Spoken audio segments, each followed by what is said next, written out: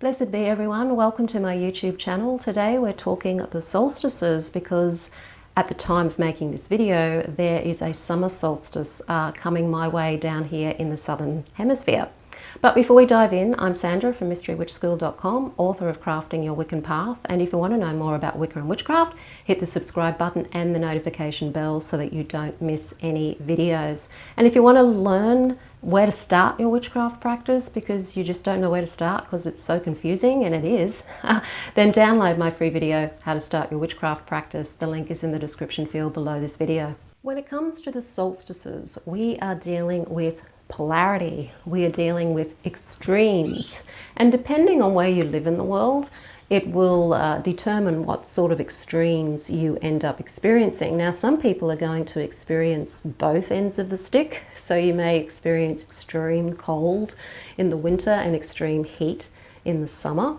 Some people are going to have very mild winters. Where I live, our winters are incredibly mild, so we don't get to really experience that extreme Yuletide snow and snowstorms and blizzards and all that stuff. But we get the extreme heat and humidity here, so we get to experience the extreme end of the hot stick. In other places, if you live closer to the equator, you may find that you're not really getting much of extremes when it comes to winter and summer. It's more of a case of wet and dry. So it really just depends on where you live as to how you're going to experience this. Wicca started in the Northern Hemisphere in Northern Europe, so it's really connected to the seasons and the extremes of what goes on in the UK particularly. So it does have to be adapted to wherever you live, and people are practicing Wicca all over the world. So it is something that is adapting as people take it all over the world. When it comes to the summer solstice and the winter solstice, Wicca has a mythos around it. In European mythology, there is the battle between the oak and the holly king. Now, in some versions of that myth, it's moved to Beltane and Samhain. Other people move it even to the equinoxes. The way that I was taught anyway, it was associated with the solstices. So you had the battle between the Oak King and the Holly King. Now, the Oak King is very much about the growth in the summer, and the Holly King is about the death and decay going into the winter period. So when they have this battle, the Oak King defeats the Holly King at the winter solstice.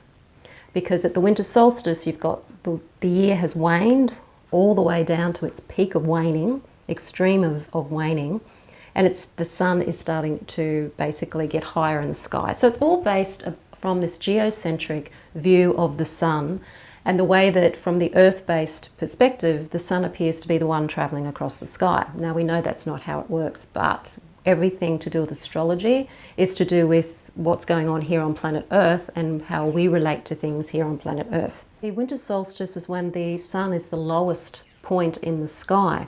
It's the shortest day of the year. And so the Holly King has reigned for 6 months, and now it's time for the Oak King to take over.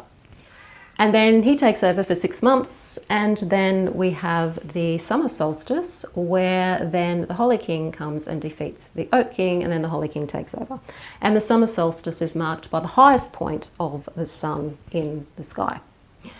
So that's one of the myths associated with the whole solstice and the battle really between life and death. It is about those extremes. And what the solstices teach us is about the seesaw and the balancing act that we try to do in order to get things to be more of an equilibrium. Now, the balancing point doesn't stay around forever. It's a very, very small period of time that we're ever in perfect balance, and yet we're always trying to achieve this perfect balance. But it's a wobble.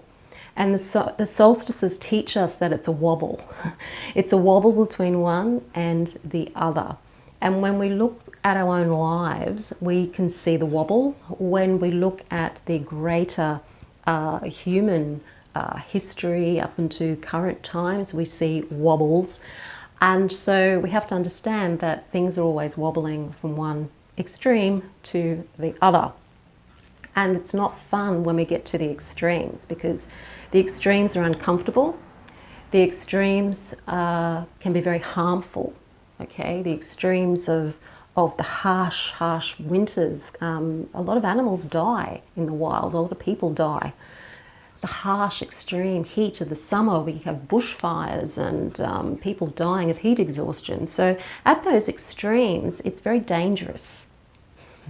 And so when we look at even our own lives, when we've been in extremes, maybe extremes of emotion, maybe in extremes of depression versus mania, we can see that those extremes have often brought in things that haven't been very helpful in our lives. When we look at extremes in cultures and political extremes and ideologies, we can see that when you go to an extreme with an ideology, it's very dangerous. It creates a lot of destruction and a lot of dystopia. And that often the extremes, whether it's to do with the weather or whether it's to do with emotion, or whether it's to do with politics, or whether it's to do with anything that life dishes us, that even though they may have a slight essence of difference, when they're at the extremes, the destruction is actually the same. Pretty much, it's destruction, essentially. So the solstices teach us about that, and we learn a lot from experiencing extremes as well. And we learn more about what it is that we want when we are experiencing an extreme that we don't like. The solstices help us become more resilient and teach us how to protect ourselves, teach us how to stand more in our power, and what we can do in order to try and bring things back to a balance, bring things back to an equilibrium. So they're very informative, these solstices. So they're more than just what the sun's doing. They're more than just the myths. I mean, the myths contain, of course, that essence of polarity, that essence of life and death, and the battle for life, the battle for freedom, all of these battles that we humans constantly go through. They're really quite beautiful things when you're looking at it more from a perspective of just the cycle of life and change. Because life is flux. It's always changing. And often we don't like where it's going. And then we have to think about what can we do to perhaps steer it in the direction that we want it to go in. And that's the whole point of using magic. But also the whole point of understanding who and what we really are and knowing ourselves so that we can steer ourselves internally, our emotional state, our mental state, into the direction that we'd like it to go in as well. So the solstices teach us about change and about flux. They teach us this too will pass, because once the winter solstice happens, we start to progress and the sun gets higher in the sky, things start to warm up until we get to the summer solstice, and then things start to wane again. So we learn that this too will pass. Nothing stays the same, which is terrifying for the ego, because the ego does not like change, but the truth is everything changes, so this too will pass. And this is what the solstices can teach us about life in general. If we're going through a tough time personally, this too will pass.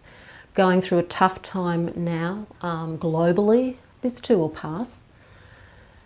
It's understanding that. So these solstices that are coming around in the next week, at the time of me doing this video, have a think about where you are in the world and which solstice you're celebrating, what's going on around you environmentally, from a nature point of view, but also in your own personal life, and also in the greater culture. You know, what's going on in your country right now? And how is that showing an extreme of something that could be incredibly, dangerous or what are you seeing going on around you that you hope will actually, once it's reached its peak, will then start to go back into a more balance and more of an equilibrium, because we're always going through that as people, as a planet. And if you look at astrology, astrology is full of squares and oppositions and negative aspects between the planets as well. So everything is about that flux and that polarity.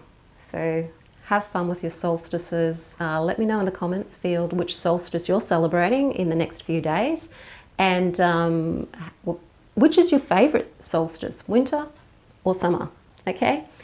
If you want to know more about how you can celebrate the solstices and how you can get more involved in your Wiccan practice and bring it more into your life in a way that helps you connect with who you really are and to connect with nature, but also the bigger picture, then do have a look at the Mystery Witch School 101 course. The course is based on the requests from people to have a way of practicing Wicca that not only teaches them about Wicca, but also teaches them to be able to bring Wicca into their lives so that they can feel connected. And that's the whole point of this course, is learning about Wicca, but using the Wiccan practices to actually connect you with yourself and with nature and spirit. The link to the Mystery Witch School 101 is in the description field below this video.